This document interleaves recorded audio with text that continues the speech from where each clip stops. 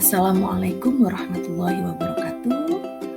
Saya Ari Kurniawati, CGP Angkatan 7 kelas 95 Kabupaten Pasuruan akan memaparkan koneksi antar materi modul 1.4 berjudul Budaya Positif. Selamat menyaksikan.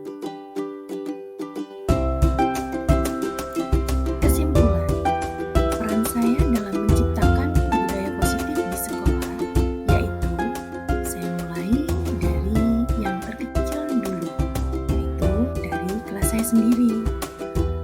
Pertama, seperti membuat kesepakatan kelas yang berkembang menjadi keyakinan kelas.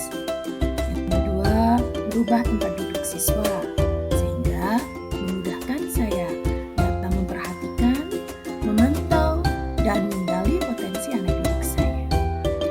Berikutnya, lakukan pendekatan, motivasi, dan kolaborasi bersama. Empat, tidak lagi menindak anak didik kita dengan hukuman, tapi lebih dengan konsekuensi. Dan yang kelima, ketika menjumpai murid dalam masalah, saya menerapkan segitiga institusi, berusaha juga menerapkan posisi kontrol sebagai manajer. Koneksi antar materi budaya positif pada modul 1.4 dengan filosofi Ki Hajar Dewantoro, yaitu budaya positif yang sudah terbentuk di lingkungan sekolah maupun di kelas dapat menuntun murid memiliki karakter profil pelajar Pancasila, serta tumbuh dengan selamat dan bahagia sesuai kodrat alam dan kodrat zaman. Yang kedua, koneksi antar materi budaya positif dengan nilai dan peran guru penggerak, yaitu untuk mewujudkan budaya positif baik di sekolah maupun di kelas. Peranan guru penggerak di sini yang memiliki nilai keberpihakan pada murid, reflektif, kolaboratif, inovatif, dan mandiri sangat dibutuhkan. Lalu, koneksi antar materi budaya positif yang ketiga dengan visi guru penggerak, yakni visi guru penggerak adalah melakukan perubahan dengan menerapkan budaya positif di lingkungannya berdasar filosofi Ki Hajar Dewantoro, juga kelima nilai-nilai guru penggerak. Yuk, kita sekarang menuju ke refleksi. Sejauh mana pemahaman Anda tentang konsep inti yang telah Anda pelajari di modul ini? Adakah hal-hal menarik menurut Anda dan di luar dugaan? Alhamdulillah, saya sudah memahami materi yang ada di modul budaya positif. Hal yang menarik menurut saya dan di luar dugaan adalah tentang posisi kontrol sebagai manajer dan segitiga restitusi. Saya sadar selama ini dalam proses menciptakan kondisi murid untuk memperbaiki kesalahan mereka sehingga mereka bisa kembali pada kelompok mereka dengan karakter yang lebih kuat, ternyata yang saya lakukan kurang tepat. Saya telah menjadi teman, pemantau, dan pembuat rasa bersalah dalam posisi kontrol. Bahkan peran juga loh sebagai penghukum. Yang benar adalah sebagai manajer. Selanjutnya, dalam menyelesaikan kasus murid, baik di kelas kita maupun murid di kelas lain, diharapkan di ruang mediasi penerapan segitiga restitusi dijalankan. Adapun tahapan dari segitiga restitusi, pertama, kita stabilkan dulu identitas masalahnya. Kedua, tindakan yang salah pada siswa kita validasi.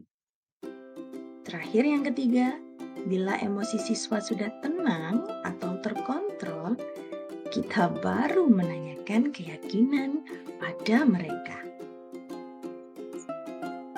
Perubahan apa yang terjadi pada cara berpikir Anda dalam menciptakan budaya positif di kelas maupun di sekolah? Saya rasa perubahan yang terjadi adalah berpikir ulang untuk memberikan penghargaan-penghargaan kepada murid. Karena apa?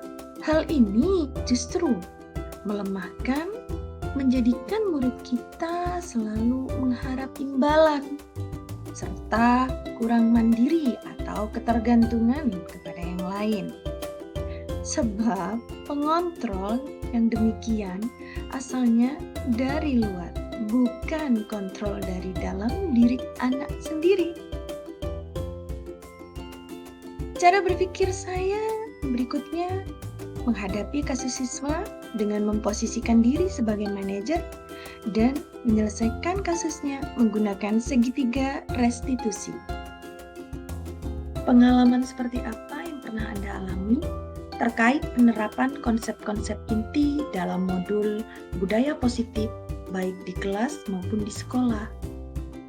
Pengalaman saya yaitu saat menghadapi anak yang bertengkar dan anak yang salah mengenakan atribut. Saya berusaha memposisikan diri sebagai manajer saat itu, yaitu dengan menerapkan segitiga restitusi dalam menyelesaikan permasalahan anak-anak tersebut. Bagaimana perasaan Anda ketika mengalami hal tersebut? Saya merasa harus sering menerapkan budaya positif ini dan menerapkan segitiga restitusinya. Karena kita ketahui praktek itu lebih sulit kan daripada teori. Apalagi tidak jarang kondisi di lapangan kadang meleset dari apa yang kita harapkan dan apa yang sudah kita paparkan. Menurut Anda terkait pengalaman dalam penerapan konsep-konsep tersebut, hal apa yang sudah baik? Adakah yang masih perlu diperbaiki lagi? Hal yang sudah baik adalah adanya kesepakatan atau keyakinan kelas. Pembelajaran yang sudah mulai berpihak pada murid, pembiasaan-pembiasaan yang sudah menjadi praktik baik di kelas maupun di sekolah, serta perubahan perilaku positif pada siswa yang melakukan pelanggaran. Hal yang harus diperbaiki, guru harus belajar untuk memposisikan diri sebagai manajer dan guru juga harus belajar untuk melakukan segitiga restitusi dalam menyelesaikan kasus anak didiknya. Sebelum mempelajari modul ini, ketika berinteraksi dengan murid berdasarkan 5 posisi kontrol, manakah posisi yang sering Anda pakai? Bagaimana perasaan Anda saat itu? Setelah mempelajari modul ini, posisi apa saja yang sudah Anda pakai? Dan bagaimana perasaan Anda sekarang? Apa perbedaannya? Sebelum mempelajari modul ini, posisi kontrol yang sering terjadi adalah sebagai teman, pemantau, dan pembuat rasa bersalah. Gimana tidak demikian? Gemes sih jadinya. Selalu anak yang bermasalah, dia lagi.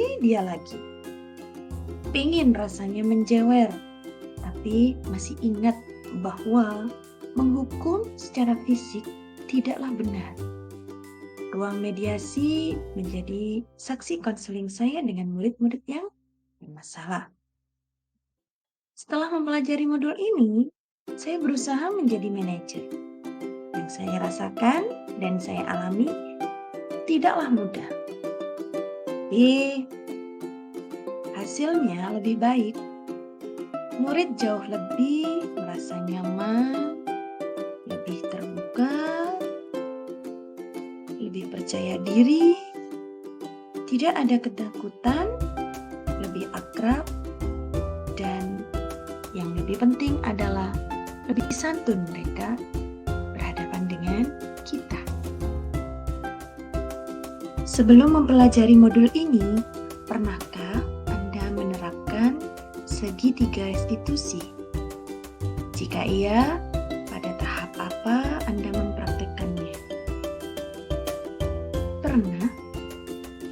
Pada tahap validasi kesalahan, anak ditanya kronologi kejadian sebenarnya dan menanyakan alasan melakukan hal itu.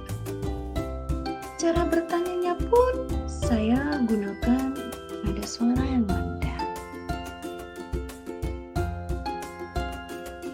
Selain konsep-konsep yang disampaikan dalam modul ini, adakah hal-hal lain yang menurut Anda penting dalam menciptakan budaya positif, baik di lingkungan kelas maupun sekolah? Ada, yaitu keterlibatan orang tua dan tokoh masyarakat dalam proses menanamkan budaya positif. Harapannya, budaya positif ini tidak hanya terlaksana di kelas ataupun di lingkungan sekolah saja, akan tetapi dapat diterapkan di rumah dan di lingkungan masyarakat, sehingga profil pelajar Pancasila akan terwujud. Sekian koneksi antar materi budaya positif dari saya. Wassalamualaikum warahmatullahi wabarakatuh. Salam guru penggerak.